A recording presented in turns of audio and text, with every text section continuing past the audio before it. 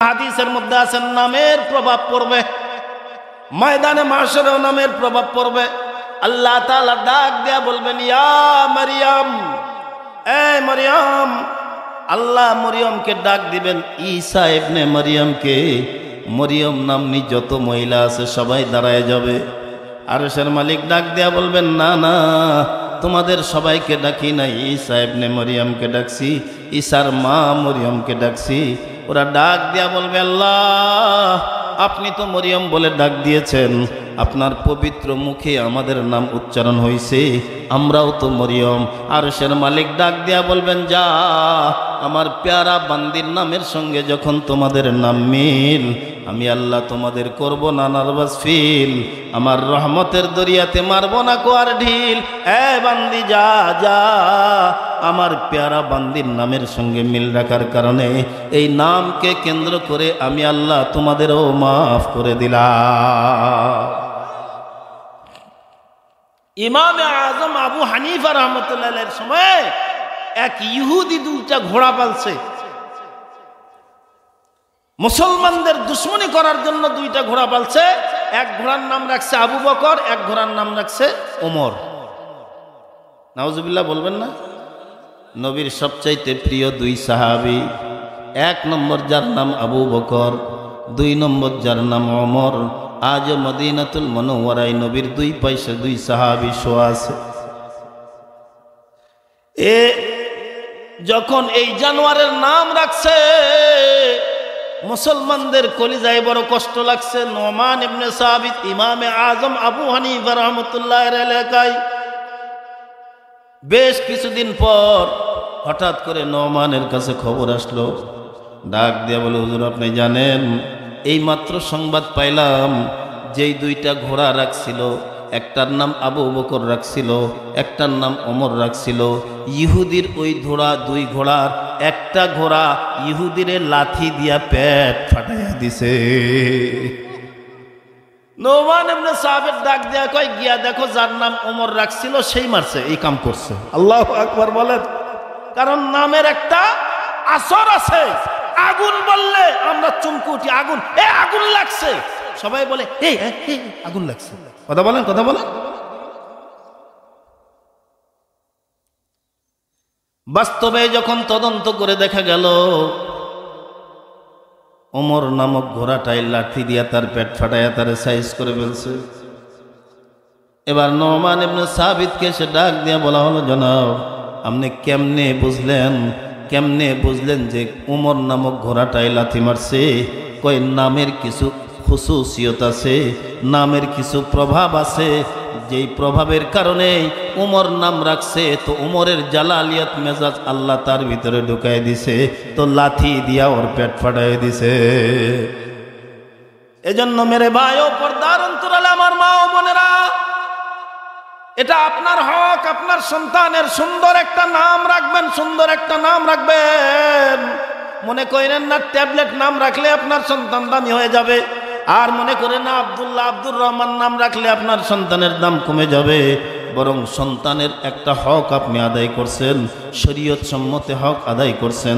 তো আরশের মালিক আল্লাহ তাআলা এই হক আদায় করার কারণে আপনার প্রতি তার দিলটাকে নরম করে দেবে। রহমতুল্লিল আলামিন আপনার আমার নবীর উপরে সকলেই পড়ে নেই সাল্লাল্লাহু আলাইহি ওয়াসাল্লাম। আসলে আজকের আলোচনা যিনি করবেন, আমাদের এলাকায় বারবার যিনি পদার্পণ করেছেন, বিভিন্ন জায়গায় আলোচনা রেখেছেন, যারা ওনার আলোচনা শুনেছেন অবশ্যই আগ্রহ ভরে তারা এসেছেন। হাফেজ মাওলানা শেখ ফরিদ উদ্দিন সিরাজি সাহেব, সিরাজগঞ্জ। এছাড়া অত্যন্ত গুরুত্বপূর্ণ নসিহত পেশ করবেন আজকের মাহফিলের প্রধান মেহমান হযরত মাওলানা মুফতি আনাস মাদানী সাহেব, দামাত বারাকাতুহুল আলিয়া। এর ফাঁক দিয়ে আমি তো প্রতি জুমাবারেই আপনাদের সঙ্গে কথা বলে থাকি। অবশ্য যারা জুমার নামাজ আমার পিছনে পড়েন অধিকাংশই আজকে আমারে দিচ্ছেন ফাঁকি। ওই মুসল্লিরা নাই বললেই চলে, একদম কম তবে রাস্তায় গিয়া দেখেন বাজারে ফেলা যাচ্ছে না দম। কথা কয় না? বাজারের মানুষ যে এত বেহায়া হয় আজকে দেখলাম। প্রতিদিন বাজার করো, তারপরও মাহফিলকে কেন্দ্র করে এখানে বাজারটা যে তোমরা করতেছো একটুও শরম লাগতেছে না? নিজেদেরকে একটু বিবেক জাগ্রত করা দরকার। কথা কন না কেন? হাবার মতো চাই রয়েছেন কেন? কথা কন না কেন? ঠিক না ভাই? ঠিক। প্রতিদিন সবসময় চানাচুর, বাদাম, জিলাপি, আর কত কোরবানিন খেলাবি? এলাকার যেসব ভাইরা এখনো বাজারে ঘুরতেছেন, আপনাদের বিনীত অনুরোধ করছি, আসুন। আজকের বৈঠকটা হইতে পারে আপনার আমার জীবনের শেষ বৈঠক, হইতে পারে আজকে আলোচনা শোনাটাই আপনার আমার জীবনের শেষ আলোচনা শোনা। এজন্য জাইয়েদ ওলামায়ে কেরামরা আসেন, দুটো কথা শুনি। হইতে পারে আল্লাহ তাবারক ওয়া তাআলা কোন কথার দ্বারা কার হেদায়েতের ফয়সালা করে দেবে, এটা বলা যায়? আরো ধীরে বলেন, বলা যায়? বলা যায় না। কুরআনুল কারীমের একখানা আয়াতে কারীমা তেলাওয়াত করেছি, পয়গম্বরের অসংখ্য হাদিস থেকে ছোট্ট একখানা হাদিস আপনাদের সামনে উপস্থাপন করেছি। সূরা তাগাবুন আয়াত নম্বর 14। এই 14 নম্বর আয়াতের অংশ বিশেষ আল্লাহ তাআলা ডাক দিয়া বলেন, ইয়া আইয়ুহাল্লাযীনা আমানু ইন্না মিন আজওয়াজিকুম ওয়া আওলাদিকুম আদুওয়াল লাকুম ফাহযারুহুম। শোনো হে মুমিনগণ, স্ত্রী সন্তানের মধ্যেও আছে তোমাদের দুশমন, তাদের থেকেও সাবধান হও। সাবধান হওয়া তোমাদের প্রয়োজন। কবি মুহিব খান এই আয়াতের অংশ বিশেষের কাব্যানুবাদ করছেন, যার অর্থ সরল ভাষায় বলা হয় যে, এ মুমিনেরা, তোমাদের স্ত্রী, পুত্র, পরিজন এরাও তোমাদের শত্রু।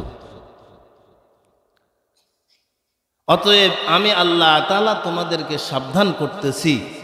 পুত্র বলে মনে করো না যে এটা কলিজার ছেঁড়া ধন, এটাও আপনার বিরুদ্ধে ময়দানে মাহশরে আপনার বিরুদ্ধে দাঁড়ায় বলবে আমি মহাজন। যেই পুত্রের জন্য এত কিছু করতেছেন, যে বিবির জন্য এত কিছু করতেছেন, যে ছেলে মেয়েদের জন্য এত কিছু করতেছেন, আল্লাহ তাআলা ডাক দিয়া বলে, ও মুমিনেরা, ও ইমানদারেরা, ও আমার পেয়ারা পেয়ারা বান্দারা। আল্লাহর ভাষা বড় চুস্ত। ইমানদারদের ডাক দিয়ে আল্লাহ বলেন, ইমানদারেরা আমার দোস্ত। আর একটু ধীরে বলেন, কলিজার গভীর থেকে বলেন সুবহানাল্লাহ।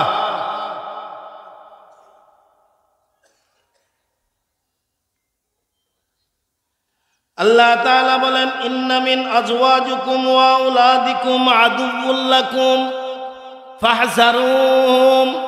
আমি আল্লাহ তাআলা বলছি, মুমিন, তোমাদের বিবি, তোমাদের সন্তান এরা কিন্তু তোমাদের দুশমন। আমি আল্লাহ জানাই দিচ্ছি, এদের থেকেও তোমরা সাবধান হও, কারণ ওই জগতে কেউ আপনার সঙ্গে করবে না দেখা। আপনার আমার পথ খুঁজে নেওয়া লাগবে একা একা। हंसने तेरा चंदे रोज आखिर फना हो जाएगा।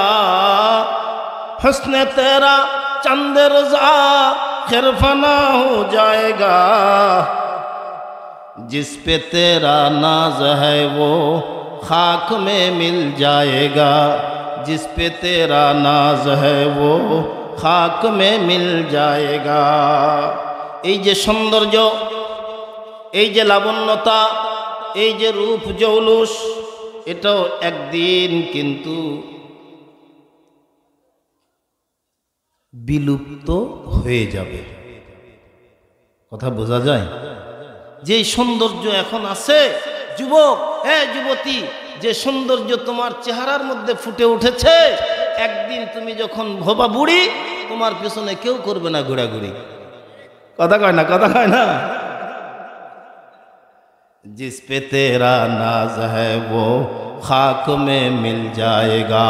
তোমার যে রূপ যৌবন জৌলসের উপরে তুমি বাহাদুরি দেখাইতেছ, এটাও কিন্তু একদিন মাটির সঙ্গে একাকার হয়ে যাবে, মাটির সঙ্গে লব হয়ে যাবে। কাম আনে কা নেহি হর এক জুদা হো জায়েগা,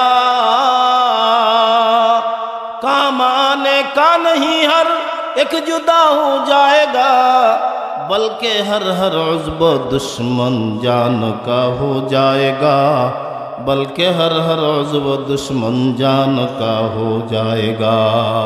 মনে করতেছি সবাই বুঝে আমার আপন, এখনই আপনার হোক মরণ, কেউ আপনার করবে না স্মরণ।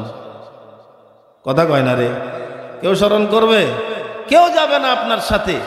আল্লাহ তাআলা ডাক দিয়া বলেন, ইয়া আইয়ুহাল্লাযীনা আমানু, ও মুমিনেরা, ইন্না মিন আজওয়াজিকুম ওয়া আওলাদিকুম আদুউল লাকুম ফাহযারুহুম। আমি আল্লাহ তাআলা বলছি, তোমাদের বিবি, তোমাদের সন্তানাদি, এগুলো তোমাদের দুশ্মন, তোমাদের শত্রু।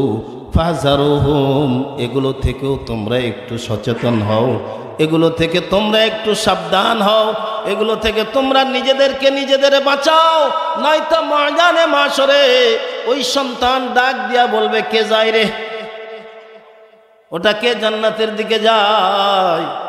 ওই তোমার বাবা ডাক দিয়া কো মুরব্বী, এদিকে আসেন, এদিকে আসেন, এদিকে আসেন, কই যান? আমারে এখানে ফেলে আপনি ওই দিকে যান, এটা তো যেতে দেওয়া যাবে না। হাদিসের মধ্যে, কোরআনের আয়াত আল্লাহ নিজেই বলেছেন, ও বাপকে পায়ের তলায় ফেলবে, বুকের উপরে চড়ে তৃপ্তি অনুভব করবে, আর ডাক দিয়া বলবে, দুনিয়ার সব কাজ আপনি করাইছেন, ওই একদিন তো নামাজের জন্য আপনি আমাদের ব্যত্রাঘাতও করেন নাই, একদিন তো আমার তাগাদাও দেন নাই, একদিন তো আমার উপরে চড়াও হন নাই, একদিন তো আমার উপরে কড়া নির্দেশও দেন নাই, দুনিয়ার সব করাইছেন।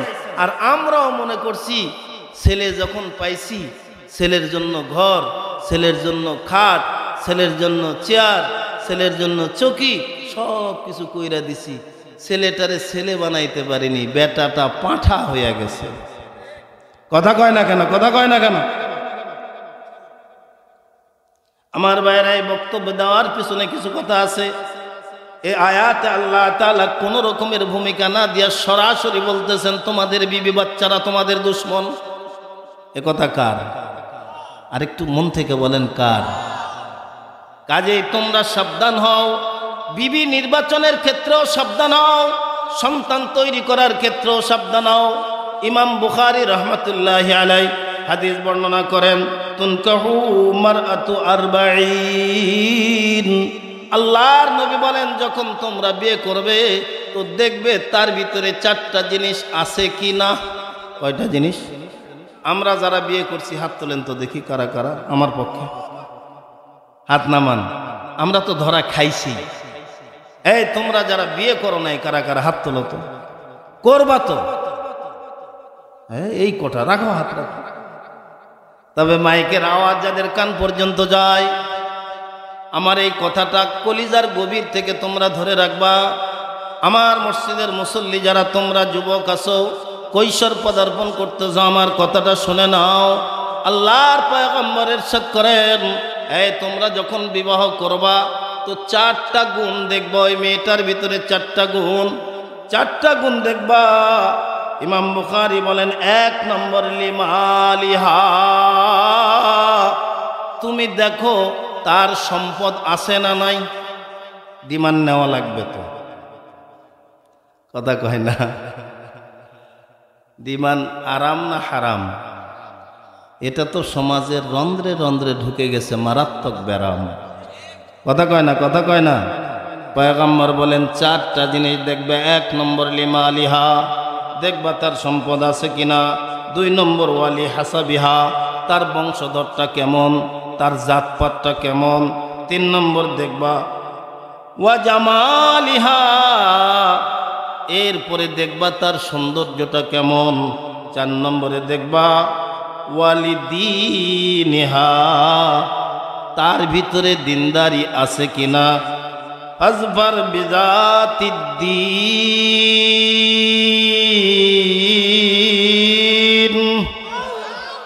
আল্লাহর নবী বলেন, মাল আছে কিনা দেখবা, বংশ ভালো আছে কিনা দেখবা, সৌন্দর্য ঠিক আছে কিনা দেখবা, তার ভিতরে দিনদারি আছে কিনা দেখবা। আমি নবী বলছি, যদি ওর মালও না থাকে, যদি ওর বংশ না থাকে, যদি ওর সৌন্দর্য না থাকে, যদি দিনদারি থাকে, আমি নবী বলছি তার দিনদারি দেখে তুমি গ্রহণ করো, তো তোমার ঘরটাও হবে জান্নাত, মরার পরেও আল্লাহ বানায় দেবে জান্নাত। আমরা তো এখন দিনদারি দেখি না, আমি খালি দেখি যে চামড়াটা ধলো কিনা। কথা কয় না কেন? দিনদারি নাই তো। কারণ আমি মা, আমি বাপ, আমরা চাই সন্তান আমাদের খেদমত করুক, সন্তান আমাদের দেখাশোনা করুক, সন্তান আমাদের লালন পালন করুক।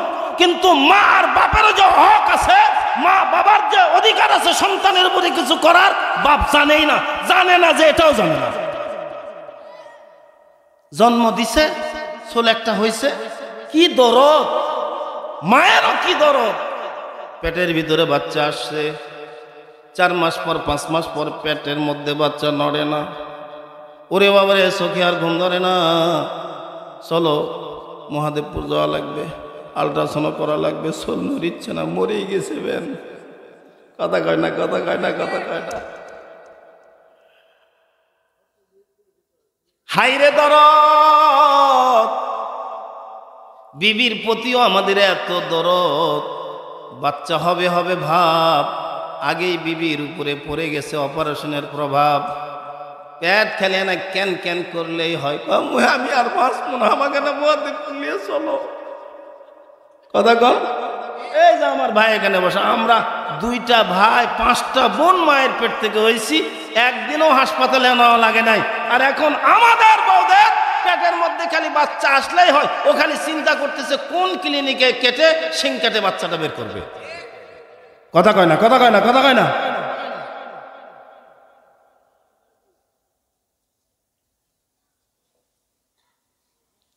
বাচ্চা জন্ম নিল, কথাগুলো আপনাদের বলার দরকার জন্য বলতেছি, নয়তো কিচ্ছা কাহিনী তো আমি কম জানি না। একটা কিচ্ছা ধরলে 1 ঘন্টা পার হয়ে যাবে। শুনে রাখো, এ যুবক বন্ধুরা শুনে রাখো, মুরব্বীরা শুনে রাখেন, গাছ যদি ভালো হয়, এটা দুনিয়ার নিয়ম, ফল ভালো হবে। আপনি লাগাইলেন নিমের গাছ, জমজম কূপের পানি ঢালতেছেন গোড়ায়, ও বন্ধু আবে হায়াতের পানি ঢালেন গোড়ায়, কিয়ামত পর্যন্ত পানি ঢালতে পারেন। ওই পানি দ্বারা আপনার গাছ সতেজ হতে পারে, গাছ মোটা তাজা হতে পারে, গাছে ফল ধরতে পারে। কিন্তু জিন্দেগি তো ওই নিমের গাছের মধ্যে আঙ্গুর ফল ধরবে না। আমরা তো বউ নির্বাচন করতেছি, খালি চামড়াটা ধলো হলেই হলো, বাস, আর কিছুর দরকার নাই। এটারে আনার পরে বেটারে বিয়া দিছে এরকম মাল দেখা, 8 দিন পরেই পয়মাল শুরু হয়ে গেছে। এমন কান মন্ত্র, বেটা কাব্বা ভিন্ন হম, কি হম, কে রে বা, কেবল বিয়ে দিন 8 দিন হলো, 8টা দিন যে সাথে খাসি, এটাই বিরাট। অথচ দিন দেখে, যে দিনদারি দেখে যদি বউটা, বেটার বউটা আনতেন, আল্লাহর লাখ কোটি শুকর আদায় করছি, আমি কিন্তু সম্পদ দেখে আমার ছেলেরে বিয়ে দেই নাই, বংশ দেখেও আমার ছেলেরে বিয়ে দেই নাই, সৌন্দর্য দেখেও আমি ছেলেরে বিয়ে দেই নাই, আমার ছেলের দিনদারি দেখে বিয়ে দিয়েছি। আল্লাহকে হাজির নাজির জেনে বলতেছি, আমাদের স্বামী স্ত্রীর মধ্যে যদি টুনকো একটু সম্পর্কের অবনতি ঘটে, আল্লাহর লাখ শুকর, ছেলের বউ এসে আমাদের অভিমান ভেঙ্গে দেয়। এজন্য নবী বলেন, দিনদার দিনদার বিবি নির্বাচন করবেন। ও বিবি যদি দিনদার হয়, তো যে ফল ধরবে ফলটাও দিনদার হবে। ছোট্ট একটা ঘটনা আপনাদেরকে শোনাই দিই। একজন মা, দিনদার মা, যার পেটে সন্তান আসার পরে স্বামীও মরে গেছে, বাচ্চাটা জন্ম নিছে, 5-6 বছর বয়স, নাম রাখছে কুতুবউদ্দিন। মা নামাজ পড়ে তো বেটাকে ওযু করে নামাজের সঙ্গে শামিল করে। ছোট বাচ্চা তো, ছোট বাচ্চা কি আর নামাজ পড়ে নাকি? ও সিজদায় গেলেও মাথা কাত করে দেখে মাই কি করে। কথা বলেন, ওর তো নামাজ নাই। কিন্তু সরকারে দো আলম নবী বলেন, ওই যে বাচ্চা মালিকের দরওয়াজায় সিজদা দিল, যে সওয়াব আল্লাহ দিত, অনুরূপ নাকি আল্লাহ তার মা আর বাবার আমল নামায় দিয়ে দেবে।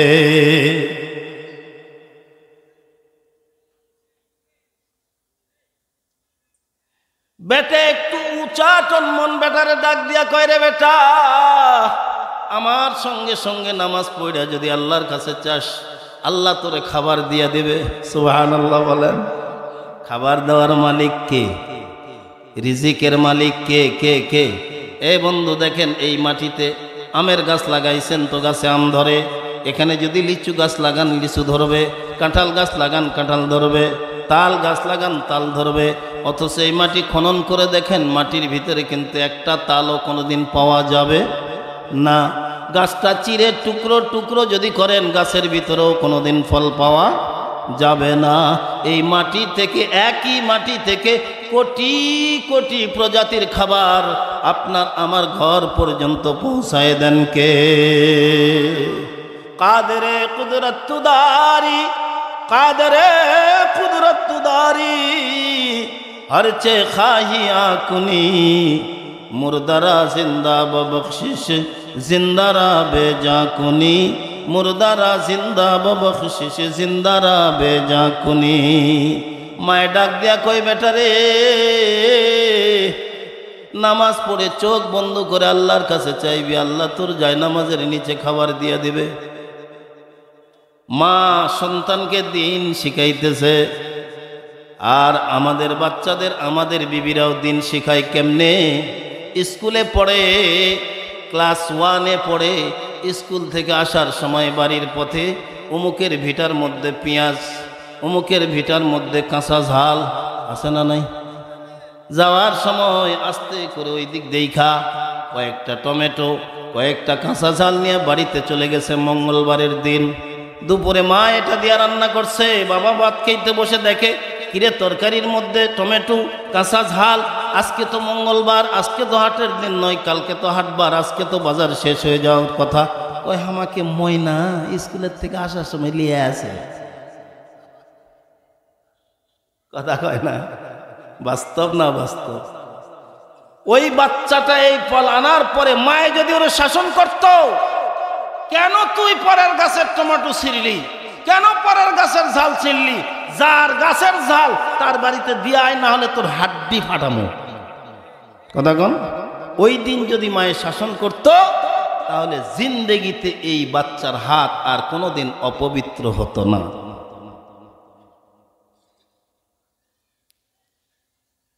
মায়ের ডাক দিয়া বলে, বেটা দোয়া কর, আল্লাহ রিজিক দিয়ে দেবেন। তো বেটা চোখ বন্ধ করে আল্লাহর কাছে দোয়া করতেছে। কুতুবউদ্দিনের মাই আস্তে করে রুটি তরকারি তার জায়নামাজের ভিতরে ঢুকাই দিছে। বেটা দোয়া শেষ করছে, জায়নামাজ টান দিয়া দেখে এর ভিতরে রুটি আর তরকারি, মজা করে খায়। এখন পরের দিন থেকে প্রতিদিন কুতুবউদ্দিনের মায়ের সঙ্গে নামাজের জায়নামাজে যায়। মা ঠিক সেই কায়দায় সন্তানের জন্য খাবার রাইখা দেয়। একদিন দুই দিন করতে করতে বেশ কিছুদিন চলে গেছে। একদিন সকালবেলা কুতুবউদ্দিনের মা আপন আত্মীয় আপন জনদের বাড়িতে বেড়াতে গেছে। সেখান থেকে ফিরতে ফিরতে দুপুর পার হয়ে গেছে, জোহরের নামাজ পার হয়ে গেছে। মায়ে মনে মনে চিন্তা করতেছে, আল্লাহ, আমার সন্তানটা তো যায় নামাজ বিছায়া নামাজে বসবে খাবার খাওয়ার জন্য, আমি মা এত দূরে রইলাম, আমি তো তার যায় নামাজের নিচে খাবার দিতে পারবো না। ও মালিক, তুমি যে তার রিজিক দাও, এটা দিল থেকে তুমি নষ্ট করে দিও না। বিশ্বাস, আল্লাহু আকবার বলেন। আমার বেটার দিল থেকে এই বিশ্বাসটা তুমি নষ্ট করে দিও না রে মালিক, আমার সন্তানের খাবারের ব্যবস্থা করো। যখন কুতুবউদ্দিনের মায়ে বাড়িতে আসছে, সন্তান ঘরের দরওয়াজা খুলে দৌড়ায় আইসা ডাক দিয়ে কয় মা। চেহারার মধ্যে বড় নূর দেখা যায়, চেহারার মধ্যে বড় আনন্দ দেখা যায়, চেহারার মধ্যে বড় খুশি দেখা যায়। ডাক দিয়া বলে বেটা কি হয়েছে রে, বড় আনন্দ আনন্দ লাগে। বালক ডাক দিয়া কয় মা তুমি ঘরে ছিলে না, আজকে আমি সুন্দর করে ওযু কইরা যায় নামাজ বিছায়া জোহরের নামাজ পড়ছি, আল্লাহর কাছে খাবার চাইছি। মুনাজাতের পরে যখন যায় নামাজ উঠলাইছি, ওমা খাবার তো পাইছি, এতদিন যত সুন্দর খাবার খাইছি আজকের মতো খাবার আমি জিন্দেগিতেও কোনোদিন খাই নাই। মায়ের চোখ থেকে থর থর করে পানি পড়া শুরু করছে। ইন্নাল্লাহ আলা কুল্লি শাইইন কাদির। ও বন্ধু, মাটির তলা থেকে যদি আমার আল্লাহ গাছে আম দিতে পারে, জাম দিতে পারে, কাঁঠাল দিতে পারে, লিচু দিতে পারে, যায় নামাজের নিচে মাটির তলা থেকে আমার আল্লাহ ওই বালকের খাবারের ব্যবস্থা করতে পারেন কিনা? जो तू मेरा तू सब मेरा, जो तू मेरा तू सब मेरा, फलक मेरा ज़मीं मेरी, अगर तू एक नहीं मेरा तो कोई शय नहीं मेरी, अगर तू एक नहीं मेरा तो कोई शय नहीं मेरी। এজন্য বলবো বিবি যখন নির্বাচন করব, নবী বলেছেন চার জিনিস দেখতে, তবে নবী বলেছেন শেষটার উপরে অটল থাকতে। কি? দিনদারি। আজকে দিনদারি নাই জন্যই তো আমার ঘরে নামাজ নাই, আমার ঘরে কোরআন নাই। এই আমরা যারা নামাজ পড়ি নিজের কলিজায় হাত দিয়া নিজেদেরকে জিজ্ঞাসা করে দেখি তো, কতদিন হলো আমার ঘরে কোরআন শরীফ পড়া হয় না? আমি নামাজি, নামাজ পড়ি, কিন্তু নিজেকে জিজ্ঞাসা করে দেখেন কতদিন হলো আমার ঘরে কোরআনের তেলাওয়াত হয় না? কতদিন হলো আমার ঘরে যায় নামাজ বিছা আমার বউ নামাজ পড়ে না, আমার বেটার বউ নামাজ পড়ে না, আমার মেয়ে নামাজ পড়ে না? কতদিন হলো নিজেদেরকে হিসাব করে দেখেন। অথচ একজন ইমানদারের ইমানের পরে তার 1 নম্বরের কাজ সে আদায় করবে 5 ওয়াক্ত নামাজ। আমাদের হুজুরদেরকে বলা হয়, ও হুজুর একটু দোয়া করেন, ছেলেটা কথা শোনে না। আছে না নাই? আরো ধীরে বলেন, আছে না নাই? হুজুর আমার মসজিদে অনেকে বলে হুজুর মা বাবার খেদমত সম্পর্কে একটু কথা বলবেন। কলিজাটা চিরে ফানা ফানা হয়ে যায়। মা বাবার খেদমত করার কথা কেন বলবো? সন্তানকে যদি মা বাবা তার হক আদায় করে দিত, আল্লাহর কসম মা বাবার হক আদায় করার জন্য সন্তানকে বলা লাগতো না। তো আপনি যেমন করবেন ফল তো তেমনই পাবেন। যদি বলা হয় চাচা আপনি আসতেছেন, ওই যে আপনার ছেলেটা যায়, ডাক দেন নামাজটা পড়ে যাক। হুজুর ছোট মানুষ, আস্তে আস্তে ঠিক হয়ে যাবে। ছোট মানুষ আস্তে আস্তে কথা কয় না, ঠিক হয়ে যাবে। আচ্ছা লোহা একটা পড়ে আছে, আমি বলতেছি এটাকে উঠান, এটার যত্ন করেন। না হুজুর থাক, আস্তে আস্তে ঠিক হয়ে যাবে। আচ্ছা বলেন তো লোহা কি আস্তে আস্তে ঠিক হবে? আস্তে আস্তে কি হবে? জাং ধরবে। আস্তে আস্তে কি হবে? জাং ধরবে। আস্তে আস্তে মরিচে এমন ধরবে যে ওটা লোহা থাকবে না, মাটি হয়ে যাবে। তো ছোট কাল থেকে বাচ্চাকে আপনি করছেন হুজুর আস্তে আস্তে ঠিক হয়ে যাবে। আস্তে আস্তে কি ঠিক হবে জানেন? এটা শক্ত হইতে হইতে এটার বেটা থাকবে না, এটা পাটা হয়ে যাবে। এলাকার কোনো মেয়েরা সুখে শান্তিতে বসবাস করতে পারবে না, এলাকার মানুষেরা রাত্রে নিরাপদে ঘুমাতে পারবে না, এলাকার মানুষেরা তার নেশার অত্যাচারে টিকতে পারবে না। কথা বলেন।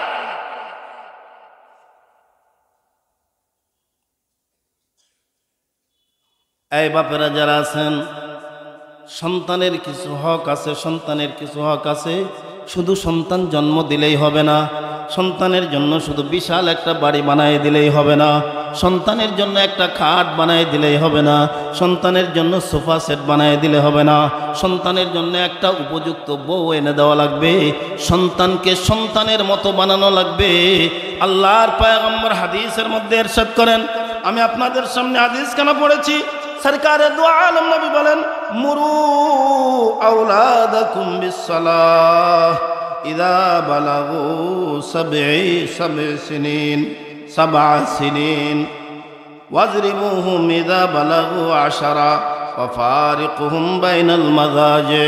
আল্লাহর নবী বলেন, এই মুরু আওলাদাকুম, তোমরা তোমাদের বাচ্চাদেরকে নির্দেশ করো, তোমাদের সন্তানদেরকে নির্দেশ করো, যখন ওদের বয়স 7 বছর হবে নামাজের জন্য ওদেরকে হুকুম করতে থাকো, নামাজের প্রস্তুতিতে ওদের তৈরি করতে থাকো। যখন ওদের বয়স 10 বছর হয়ে যায়, প্রয়োজন বলে ওদের পাকড়াও করো, প্রয়োজন বোধে ওকে শাসন করো, প্রয়োজন বোধে ওদেরকে মারো, এরপরেও নামাজের কাতারে খাড়া করাও। আমাদের হুঁশ নাই, হুঁশ যে নাই সেটাও নাই। কথা কয় না, কথা কয় না, কথা কয় না। তো হুজুর আজকে কি গল্প শুরু করলো গো? আজকে যে সমাজের এই অশান্তি, কতজনে আমার কাছে, কত মায়েরা আমার কাছে দৌড়ায় গিয়া কান্দে, হুজুর বেটা কথা শোনে না, এনা তদবির করে দেন। তা আমি কই, তদবির তো আপনার করার দরকার ছিল, আমি কি তদবির করব? একটা সন্তান যখন জন্মগ্রহণ করে, মা বাবার কিছু হক আছে, কিছু হক আছে। আপনি যখন হক আদায় করবেন, আপনার হক সন্তান আদায় করবে, এটাই স্বাভাবিক। সন্তানদেরকে বলে দেই, এই সন্তানেরা, মা আর বাবার খেদমত যদি করতে পারো, মা আর বাবার খেদমত যদি করতে পারো, মা আর বাবার খেদমত যদি করতে পারো, আল্লাহর বলি হাকিমুল উম্মত মুজাদ্দিদ মিল্লাত শাহ আশরাফ আলী থানভী রহমতুল্লাহি আলাইহি বলেন, কোন সন্তান যদি মা আর বাবার খেদমত করে, আরশের মালিক আল্লাহ তাআলা ওই সন্তানকে 5টা পুরস্কার দান করেন। শুধু মা বাবার খেদমত করবে, মা বাবার দেখাশোনা করবে, এর জন্য কয়টা পুরস্কার? একটু ধীরে বলেন, কয়টা? 1 নম্বর, আরশের মালিক আল্লাহ তাআলা ওই সন্তানের হায়াতটা লম্বা করে দেবেন। আরো জোরে বলেন সুবহানাল্লাহ। 2 নম্বর, বিপদ আপদ থেকে ওই সন্তানকে আল্লাহ হেফাজত করবেন। 3 নম্বর, আল্লাহ তাআলা ওই সন্তানকে সম্মানের চেয়ারে বসাবেন। 4 নম্বর, রব্বুল করিম বাইতুল্লাহ জিয়ারতের সুযোগ ওই সন্তানের জন্য করে দেবেন। সুবহানাল্লাহ বলেন। 5 নম্বর, যেই জিনিসটার জন্য আমরা সদা সর্বদা ফরিয়াদ করি, আল্লাহ ও মালিক, তুমি যখন আমারে মরণ দিবা ঈমানের সঙ্গে মৃত্যু দিও, এই যে আবদার করি, ফরিয়াদ করি। থানভী রহমতুল্লাহি আলাইহি বলেন, কোন সন্তান যদি তার মা আর বাবার খেদমত করে, তো আরশের মালিক আল্লাহ তাআলা ওই সন্তানকে মৃত্যুর সময় ঈমানের কলেমা তার জবান দিয়া জারি করে দেবে। এই মা আর বাবারা, আপনাদেরকে বলে, একটা সন্তান যখন জন্ম নেবে, আপনি মা হিসাবে, আপনি বাপ হিসাবে আপনার দায়িত্ব আর কর্তব্য হলো আপনার সন্তানের কানের মধ্যে প্রথমে আজান দেওয়া। এটা আপনার হক।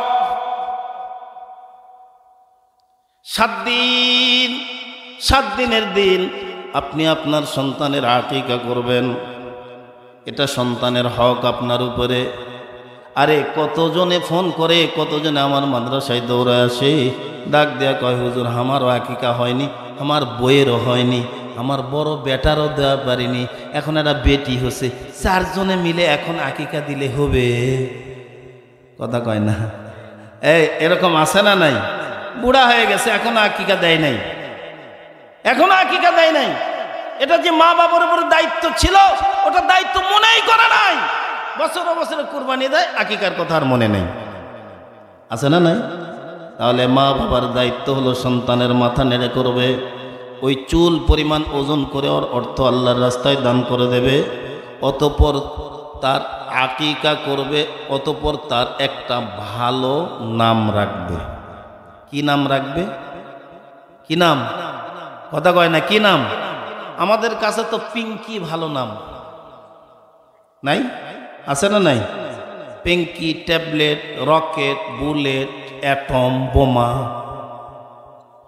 মনে রাখবেন, এই যে মদনা, নাম শুনে বোঝা যায় না যে এটা হিন্দু না মুসলমান। বিপ্লব, আছে না নাই? বিপ্লব নাম কি? বিপ্লব হিন্দু না মুসলমান না খ্রিস্টান না বৌদ্ধ মানুষ না শয়তান, বুঝার উপায় নাই।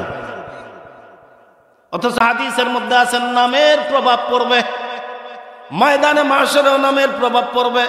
আল্লাহ তাআলা ডাক দেয়া বলবেন, ইয়া মারিয়াম, এ মারিয়াম। আল্লাহ মরিয়মকে ডাক দিবেন, ঈসা ইবনে মারিয়ামকে। মরিয়ম নামনি যত মহিলা আছে সবাই দাঁড়ায় যাবে। আরশের মালিক ডাক দেয়া বলবেন, না না, তোমাদের সবাইকে ডাকি নাই, ঈসা ইবনে মারিয়ামকে ডাকছি, ঈসার মা মরিয়মকে ডাকছি। ওরা ডাক দেয়া বলবে, আল্লাহ আপনি তো মরিয়ম বলে ডাক দিয়েছেন, আপনার পবিত্র মুখে আমাদের নাম উচ্চারণ হয়েছে, আমরাও তো মরিয়ম। আরশের মালিক ডাক দেয়া বলবেন, যা, আমার প্যারা বান্দির নামের সঙ্গে যখন তোমাদের নাম মিল, আমি আল্লাহ তোমাদের করব না নার্ভাস ফিল, আমার রহমতের দরিয়াতে মারব না কোয়ার ঢিল। এ বান্দি যা যা, আমার প্যারা বান্দির নামের সঙ্গে মিল রাখার কারণে এই নামকে কেন্দ্র করে আমি আল্লাহ তোমাদেরও মাফ করে দিলাম। ইমামে আজম আবু হানিফা রহমতুল্লাহের সময় এক ইহুদি দুইটা ঘোড়া পালছে, মুসলমানদের দুশ্মনী করার জন্য দুইটা ঘোড়া পালছে। এক ঘোড়ার নাম রাখছে আবু বকর, এক ঘোড়ার নাম রাখছে ওমর। নাউজুবিল্লাহ বলবেন না? নবীর সবচাইতে প্রিয় দুই সাহাবী, এক নম্বর যার নাম আবু বকর, দুই নম্বর যার নাম ওমর। আজ মদিনাতুল মুনাওয়ারায় নবীর দুই পাশে দুই সাহাবী শোয়া আছে। এ যখন এই জানোয়ারের নাম রাখছে, মুসলমানদের কলিজায় বড় কষ্ট লাগছে। নোমান ইবনে সাবিত ইমামে আজম আবু হানিফা রহমতুল্লাহের এলাকায় বেশ কিছুদিন পর হঠাৎ করে নোমানের কাছে খবর আসলো। ডাক দিয়ে বলে, হুজুর আপনি জানেন, এই মাত্র সংবাদ পাইলাম যেই দুইটা ঘোড়া রাখছিল, একটার নাম আবু বকর রাখছিল, একটার নাম ওমর রাখছিল, ইহুদির ওই দুই ঘোড়ার একটা ঘোড়া ইহুদিরে লাথি দিয়া পেট ফাটাইয়া দিছে। নোমান ইবনে সাবিত ডাক দিয়া কয়, গিয়া দেখো যার নাম ওমর রাখছিল সেই মারছে, এই কাম করছে। আল্লাহু আকবার বলেন। কারণ নামের একটা আসর আছে। আগুন বললে আমরা চমকে উঠি, আগুন, এ আগুন লাগছে, সবাই বলে এই আগুন লাগছে। কথা বলেন, কথা বলেন। বাস্তবে যখন তদন্ত করে দেখা গেল ওমর নামক ঘোড়াটাই লাঠি দিয়া তার পেট ফাটাইয়া তারে সাইজ করে ফেলছে। এবার নোমান ইবনে সাবিতকে সে ডাক দিয়া বলা হলো, জনাব আপনি কেমনে বুঝলেন যে ওমর নামক ঘোড়াটাই লাথি মারছে?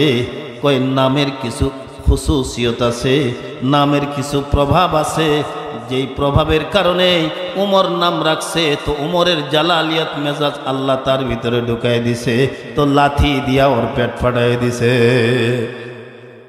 এজন্য মেরে ভাই ও পর্দার অন্তরালে আমার মা ও বোনেরা, এটা আপনার হক, আপনার সন্তানের সুন্দর একটা নাম রাখবেন, সুন্দর একটা নাম রাখবেন। মনে করেন না ট্যাবলেট নাম রাখলে আপনার সন্তান দামি হয়ে যাবে, আর মনে করেন না আব্দুল্লাহ আব্দুর রহমান নাম রাখলে আপনার সন্তানের দাম কমে যাবে। বরং সন্তানের একটা হক আপনি আদায় করছেন, শরীয়ত সম্মতে হক আদায় করছেন। তো আরশের মালিক আল্লাহ তাআলা এই হক আদায় করার কারণে আপনার প্রতি তার দিলটাকে নরম করে দেবে।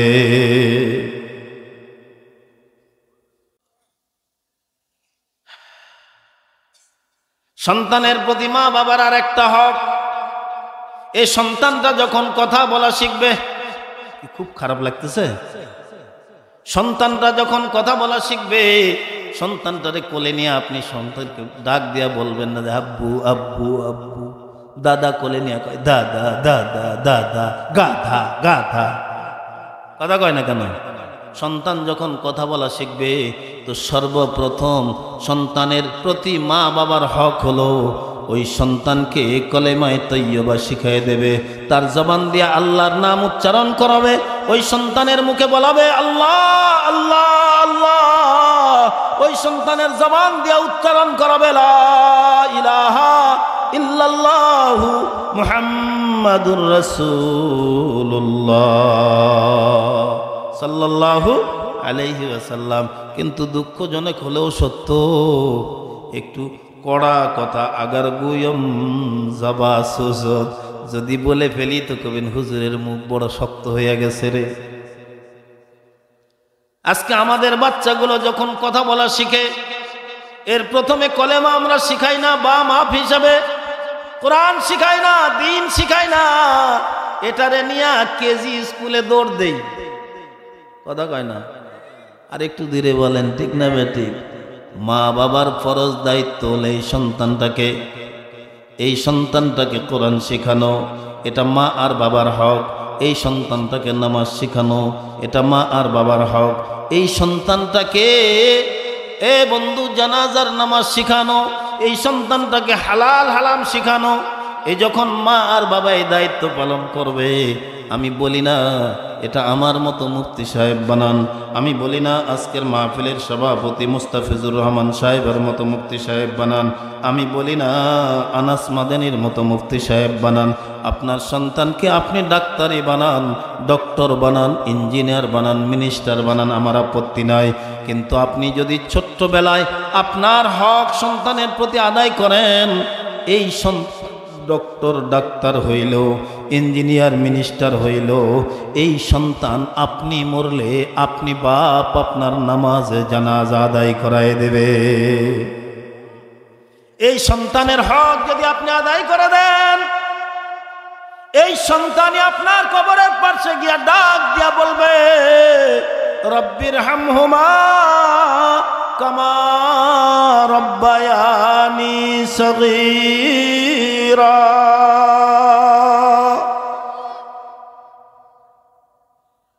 সন্তানের হক আদায় করব না, আর আমি শেষ বয়সে যায় সন্তানের কাছে কিছু চাইব, এমন সন্তান তো ওল্ড হোমে নিয়ে যাই রাখবে, এমন সন্তান তো বৃদ্ধাশ্রমেই রাখবে, এটাই স্বাভাবিক।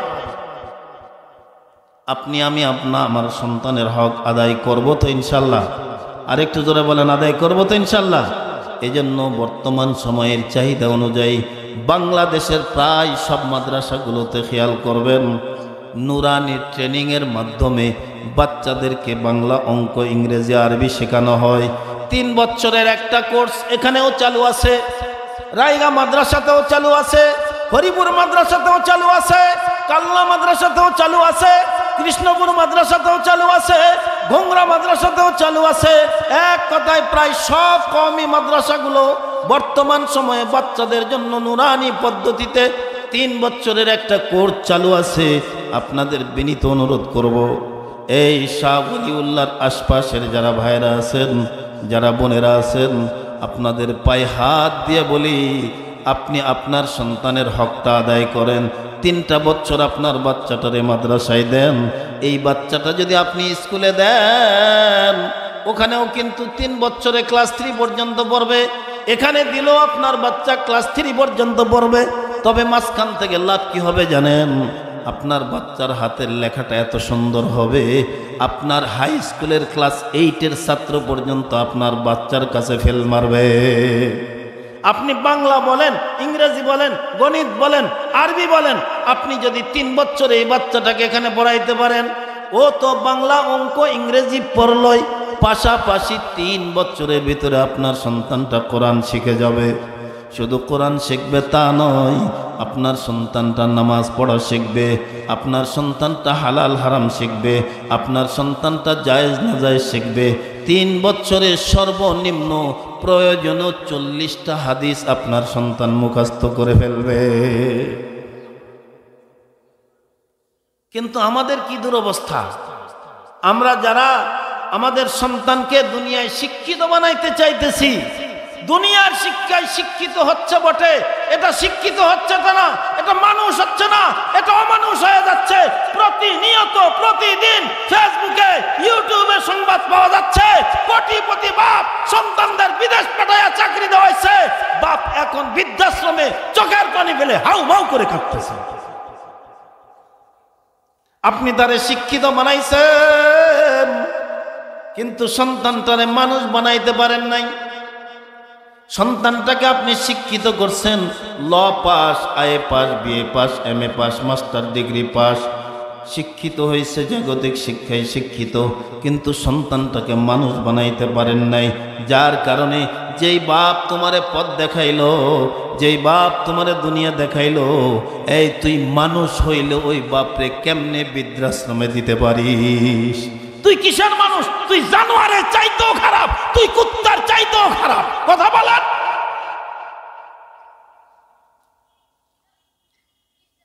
জাগতিক শিক্ষায় যদি মানুষ মানুষ হইতো, তাহলে ঐশী তার বাপকে জবাই করতো না। কথা বলেন, কথা বলেন। আমার বন্ধুবর, আমার সাথী, আমার ক্লাসমেট আপনাদেরকে আমার আগে বলে গেলেন, পরশা মাদ্রাসার মুহাদ্দিস আব্দুর রহিম সাহেব আপনাদেরকে বলে গেলেন, অনেক কথাই বললেন, যেই কথাগুলোর প্রতি আমরা গুরুত্বারোপ দেই নাই, খেয়াল করি নাই। রব্বে কাবার কসম করে বলে যায়, মা বাবার 1 নম্বরের দায়িত্ব যেটা, সেটা হলো সন্তানকে দ্বীনি ইলম শিক্ষা দেবে, কোরআনের জ্ঞান সন্তানের কলিজার ভিতরে ঢুকায় দেবে। এরপরে সন্তানকে ডাক্তার বানাইলেও, ওই যে প্রবাদে বলে, সকালবেলায় কেউ যদি পেঁয়াজ পান্তা খায়, দুপুরে বিরিয়ানি খাইছে, রাত্রে কাচ্চি খাইছে, এরপরেও যদি ঢেকুর ওঠে, ওই পান্তা পেঁয়াজের ঢেকুর উঠবে। আপনার সন্তানকে যদি আপনি বাপ হিসাবে সন্তানের উপরে যাই দায়িত্ব আর অধিকার ছিল, যে তার বাল্য জীবনে ওরে লালন পালন করা যেমন আপনার দায়িত্ব, বালেগ হওয়ার আগ পর্যন্ত যেমন সব কিছু আপনার জিম্মাদারিতে আপনি নিয়েছেন, খোদার কসম করে বলে যাই, এই সন্তানটাকে দ্বীনি ইলম শেখানো, যতটুকু ইলম শিখলে হালাল হারাম বুঝতে পারবে, জায়েজ নাজায়েজ বুঝতে পারবে, নামাজ কলমা বুঝতে পারবে, এতটুকু ইলম শিক্ষা দেওয়া আপনার আমার জন্য সন্তানের উপরে ফরজ। আমি আমার সন্তানের হক আদায় করলাম না, আর সন্তান থেকে আমি চাইতেছি যে ওরা যেন আমার দেখাশোনা করে, এটা পুরা কপাল ছাড়া আর কিছু হতেই পারে না।